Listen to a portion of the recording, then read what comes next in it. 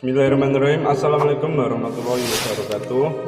Pemirsa yang dirahmati Allah, marilah kita simak ceramah dari Ustadz Dasar Tatib dengan tema meneladani manusia pilihan. Sebelumnya marilah kita berselawat terlebih dahulu. Allahumma sholli ala Sayyidina Muhammad wa ala ali Sayyidina Muhammad. Selamat menyaksikan. Kurang lebih 1400 tahun yang lalu, tepatnya tanggal 12 Rabiul Awal, hari Senin, tahun Gajah, lahirlah seorang manusia pilihan yang dibesarkan tanpa pernah melihat wajah bapaknya, dibelai oleh ibunya hanya 4 tahun 2 tahun 4 hari saja. Kemudian ditinggal oleh ibu bapaknya, dibesarkan oleh kakeknya.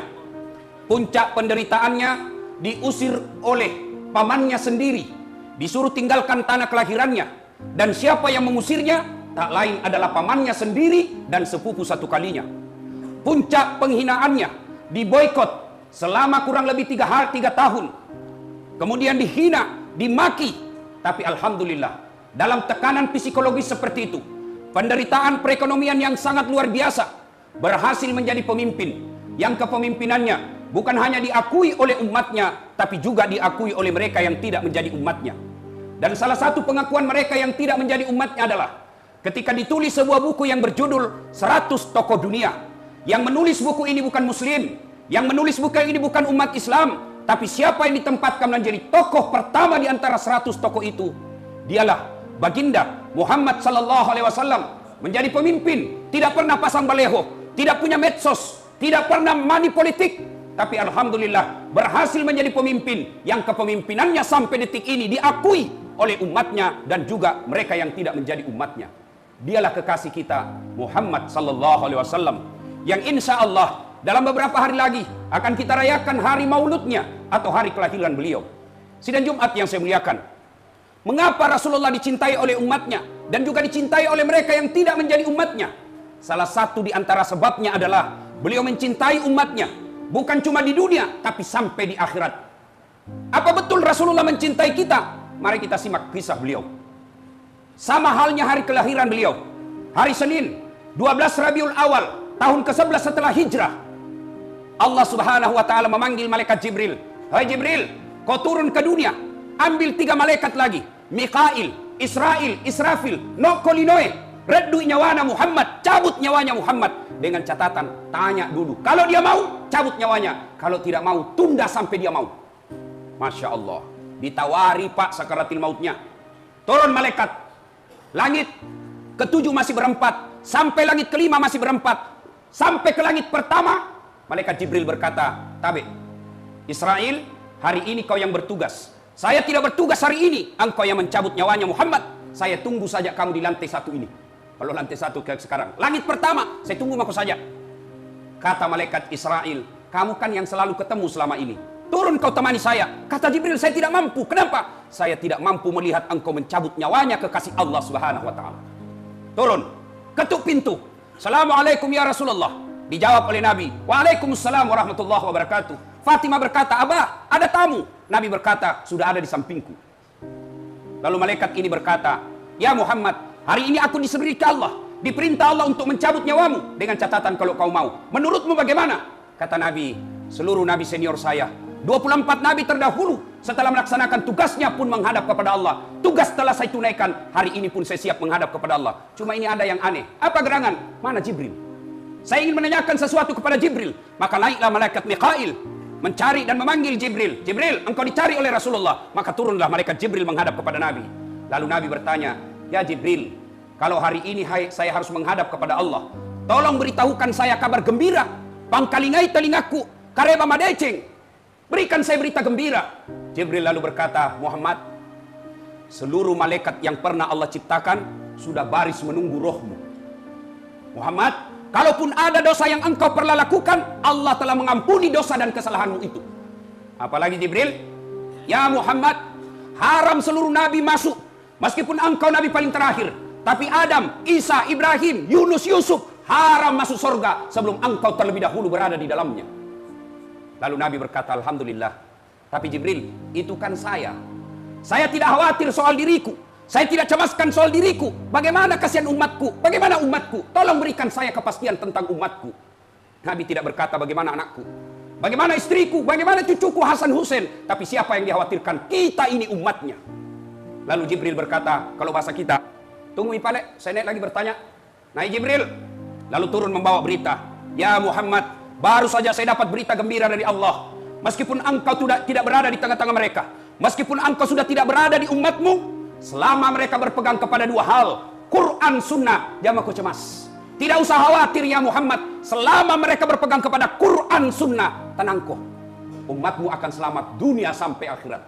Mendengar ini Nabi lalu berkata, baiklah, alhamdulillah, masanan ni nyawaku. Jibril, Mikail, Israil, Israfil, laksanakan tugas kalian masing-masing. Mundur malaikat Jibril, maju malaikat Israil, lalu mulai melaksanakan. Kalau bahasa kita, tabe ya Muhammad, tabe suruh matepet na Nabi, suruh matepet na puangnya. Bila dampak kak, saya harus laksanakan tugasku. Nabi lalu berkata, silahkan laksanakan tugasmu.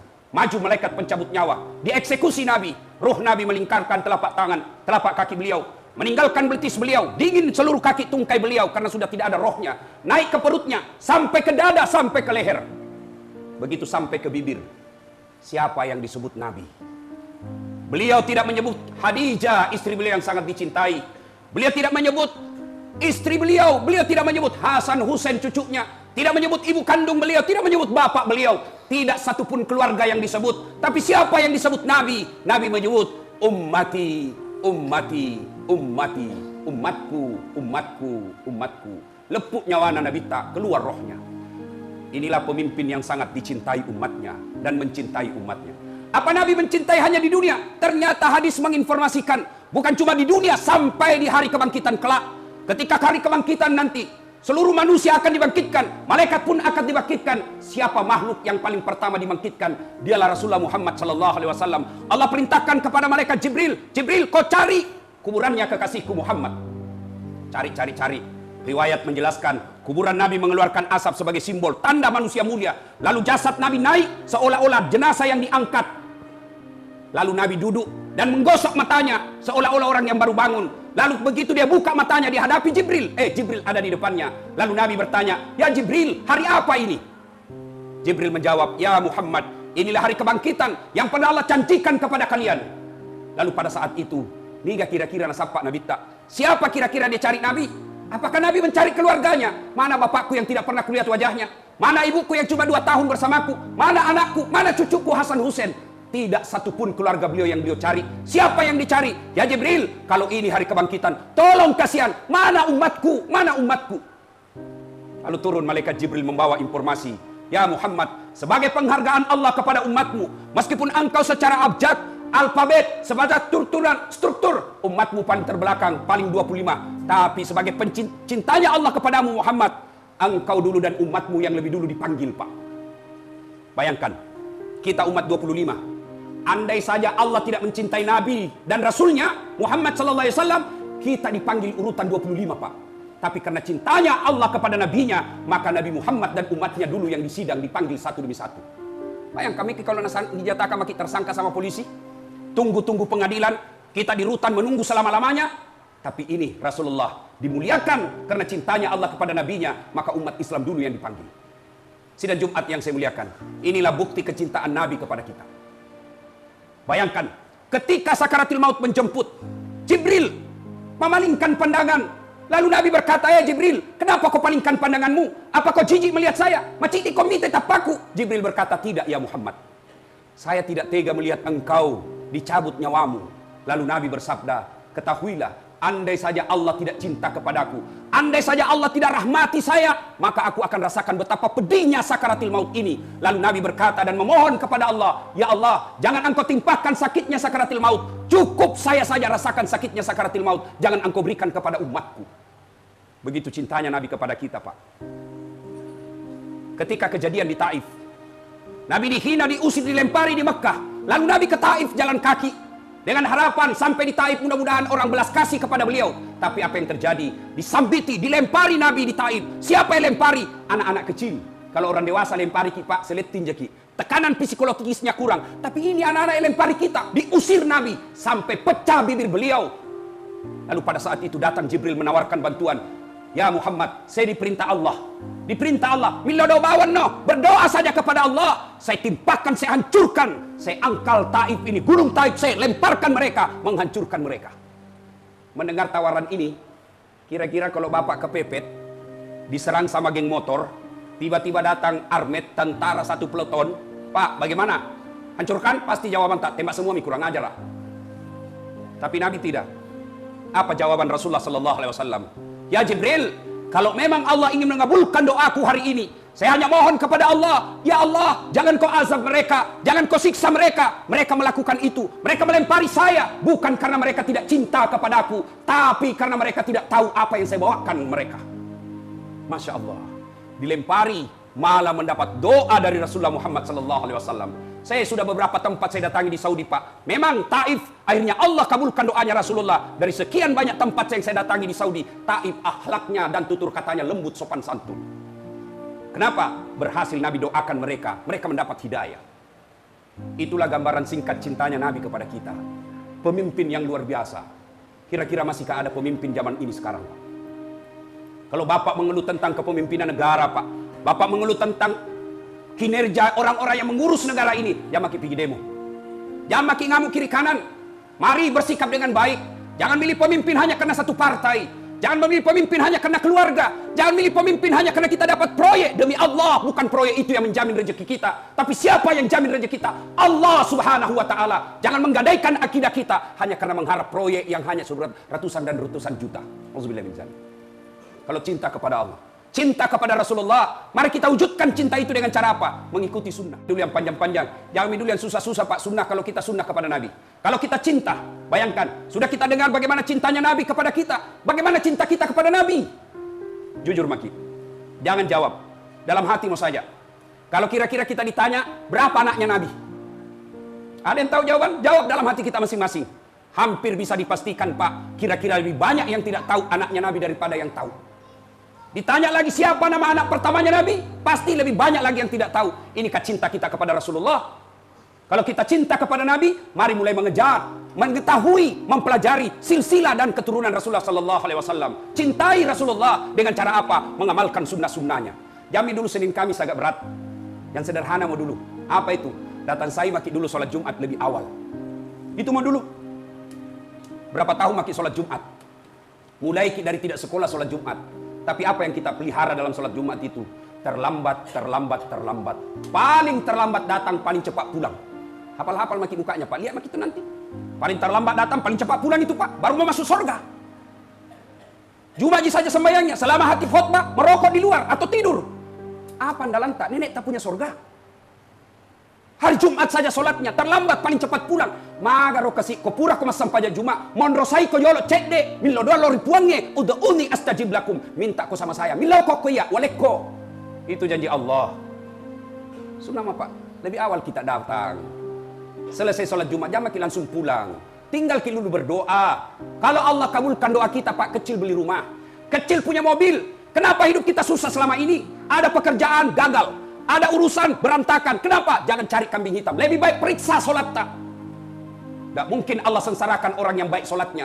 Gimana mau baik solat kita? Allah panggil kita. Hayya alal falah. Sini kok. Tahu artinya hayya alal falah? Mari, saya kasih kau kemenangan. Mari, saya kasih kau kejayaan. Tapi apa kita jawab? Hayya alal salah. Apa jawaban tak? Tunggu. Lagi ada tamu. Nabi bilang, Tuhan urus mau kepalit tamumu. Wajar. Setengah mati ke bisnis. Kadangkala kita keluar rumah jam 6. Pulang jam 10 malam. Tapi kita masih dikejar cicilan. Kita tidak mengambil hikmah mendekatkan diri kepada Allah Subhanahu wa Ta'ala. Apalagi sunnah yang perlu kita lakukan. Yang sederhana-sederhana saja, Pak. Nabi menganjurkan, datanglah engkau ke masjid. Bukan Nabi, bahkan surah Al-Jum'ah. Datanglah engkau ke masjid dengan berpakaian yang indah. Dan Nabi menganjurkan, pakai saiko minyak-minyak kalau hari Jumat. Tapi apa yang kita lakukan, Pak? Datang ke salat Jumat semau-maunya. Datang ke salat Jumat berpakaian seada-adanya. Maka Nabi bilang, Tuhan, ya sudah dipalik. Kalau begitu cintamu kepadaku, ya aku cinta toh kau seadanya. Susah Ustaz bawa pakai gamis. Susah bawa gamis, tapi sepeda bisa bawa di mobilnya. Gamis tidak bisa dibawa. Kalau cinta kita kepada Rasulullah, mari coba kita cintai Rasulullah. Yang sederhana-sederhana saja. Cinta kepada Nabi, muliakan namanya. Mana bukti kita tidak memuliakan nama Rasulullah? Kalau kita nama misalnya Muhammad Faisal, apa yang kita tulis? M. Faisal. Apa itu M? Bayangkan Pak, bagi mereka yang punya nama di depannya ada Muhammad, muliakan nama itu. Demi Allah, dari Adam sampai akhirnya cucu Abdul Muttalib, tidak pernah ada satu manusia pun punya nama Muhammad. Dari Adam sampai akhirnya cucunya Abdul Muttalib, nanti lahir cucunya Abdul Muttalib, dikasih nama Muhammad. Itulah manusia yang mulia. Yang Nabi dalam hadits qudsi jelaskan, andai saja bukan karena engkau Muhammad, saya tidak ciptakan dunia dan isinya.